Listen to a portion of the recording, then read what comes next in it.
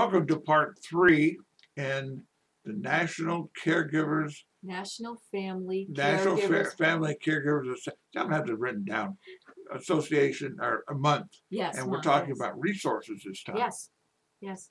The importance of resources. And before we can talk about resources, I want to talk a little bit about educating the family. And this is what we do. We go in and educate the caregivers as to what needs to be done, what needs need to be met, what they're doing that they don't have to be doing or spinning their wheels with. Self-identification, understanding that they are a caregiver and to what degree this is impacting their life.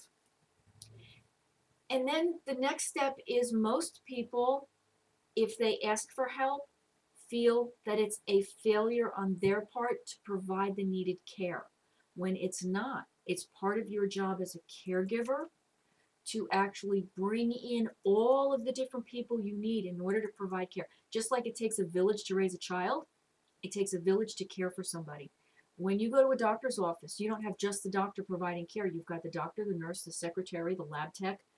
It's the same thing when you're providing care at home. So we're going to go through a few different things that you can utilize.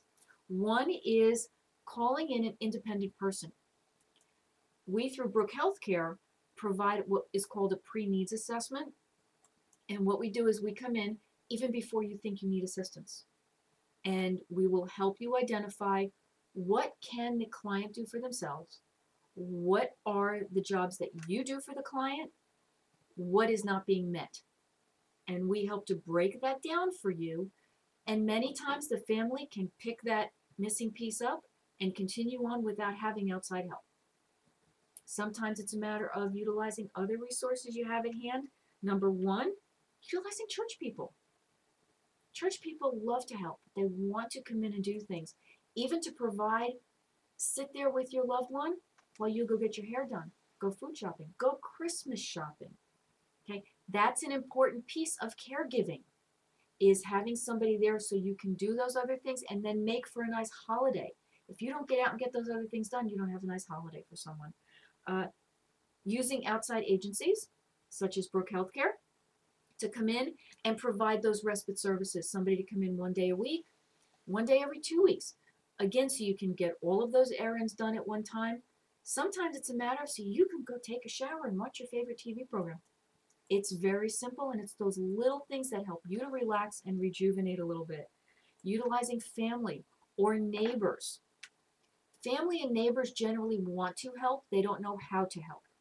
So if you bring someone like us in there, identify what the needs are, then you can start to delegate. And delegation is an important part of anything that you're doing. How are you going to get anything done except by making a list and organizing it and putting it out there to people who want to help? Well, can you come and rake the leaves once a week? Can you come and mow the lawn once every 2 weeks?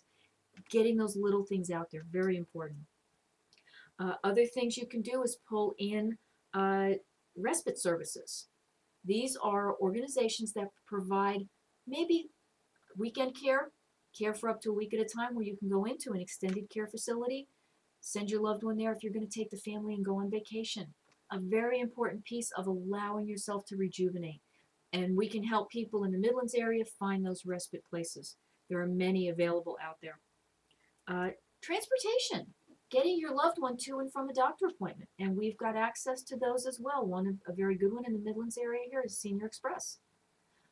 It's an excellent service, door-to-door service. It doesn't transport somebody in a wheelchair, but they can help with that.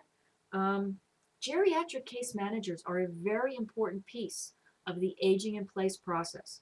They can come in, do a full review of exactly what you're looking for, help to get your loved one the care they need at home, manage their finances, or sometimes even placement is the proper thing to do.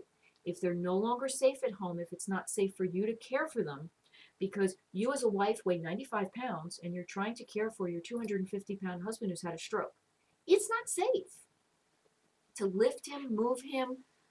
You're going to hurt your back, you're going to fall. It's just not a good thing. So helping to do those things as well. Then you have the financial need and the resources available to you. One of those things is the voucher that's eligible, many people are eligible for from the Alzheimer's Association. We can help people get connected with that. The Midlands Office on Aging also has a voucher available from time to time, depending on fund availability. And veterans, you have an access to something called aid and attendance. And if you served 1 day of wartime, if you fit the financial parameters, you are eligible for this service, not just for yourself, but for your spouse. So it's very important that you know about this and access that. We can hook you up with the right people to get that set up for you. With all of that in mind and knowing the stress that caregivers are under, I want to read a quote, and I'm going to show my age by taking my glasses off to read that because this I put print is mine on very to small. read. This is actually something I found in a magazine, and it's just very poignant, and this is from the patient's point of view, Okay. and it's very nice.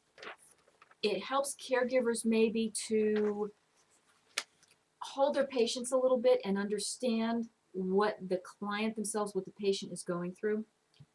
And this says, when I spill some food on my nice clean dress, or maybe forget to tie my shoe, please be patient and perhaps reminisce about the many hours I spent with you.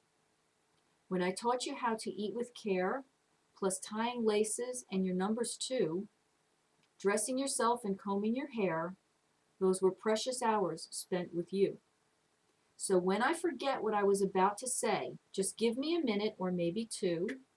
It probably wasn't important anyway, and I would much rather just listen to you. If I tell the story one more time, and you know the ending through and through, please remember your first nursery rhyme when I rehearsed it 100 times with you. When my legs are tired and it's hard to stand or walk the steady pace that I would like to do, please take me carefully by my hand and guide me now as I so often did for you. And that truly is what we need to remember when we're caring for people, is the care they provided for us when we needed it, we now need to return that. Patience. Absolutely. And the person you're caring for is not doing this on purpose or to spite you. Exactly. And many times when people who we're caring for get a little ugly, they get emotional, they aren't thankful for what they do, many times it's not them. They can no longer express themselves appropriately, and they're responding in an emotional way, but it's a negative emotion instead of a positive. It's the disease, it's not who they are. And that's very important to remember, and it's what we instill in all of our caregivers. That's similar to that video we saw in the dementia course we're taking. Yes, yes, absolutely. They cannot control many times what they're saying, how they say it. And again, it's an emotional response. It's not appropriate, but they can't give you an appropriate response. Just take it as they're appreciating what you're doing, even if they're telling you to get out of the house. Take it from me, you need professional help. I should have had mine sooner, seeing as how I work with Nurse Linda. And I tried to tell you that. You did indeed. Give a call at 803-941-7231. That number again, 803-941-7231. Brook Healthcare is in Chapin. That's just down the road 10 minutes, so it's not far away. Not when you've got a car that whizzes along. No, and if anyone else is listening to this radio nationwide, we can help with their questions and hook them up with national organizations. That's right. You'll answer questions. And that's brookhc@sc.rr.com. Linda Shannabrook, BS, RN, FACHHC, Fellow of the American College of Home Health Care. What's next week? Next week, we're going to talk about COPD and breathing problems. Oh, I see Yes. that on TV. Yes. Anyway, thank you for watching, folks. I see TV commercials for Christmas, and it's not even Thanksgiving yet. We look forward to seeing you next week.